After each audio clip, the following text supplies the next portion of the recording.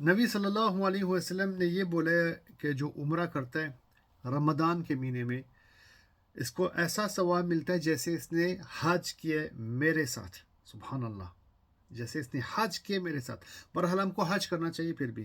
یہ تو طے ہے، یہ تو فائنل ہے. حج پھر بھی کرنا چاہیے، وہ تو ارکان الاسلام میں داخل ہوتا ہے. بس ہم ثواب کا بات کر رہے ہیں، ثواب جو قیامت کے دن ہم کو ملے گا. تو انشاءاللہ انسان جس کی نیت ہے عمرے کرنے کی، کوشش کرتے ہے عمرہ کرنا انشاءاللہ رمضان میں. ایسا اس کو یہ بہت بڑا ثواب اور پیارا ثواب بھی ملے گا انشاءاللہ. کسی نے پوچھا مجھے چند دن پہلے، شکیل یعنی کہ میں عمرہ کرنا چاہتا ہوں، کب کروں؟ رمضان میں؟ رمضان کے بعد؟ یہ تو سوال ہی نہیں یار. جب ہم کو پتہ ہے کہ اتنا بڑا حج کا ثواب ملتا ہے، وہ بھی حج کس کے ساتھ کیا ہم نے؟ نبی صلی اللہ علیہ وسلم کے ساتھ، یعنی کہ پرفیکٹ حج. یہ ثواب ہے، یہ حدیثوں میں آتا ہے.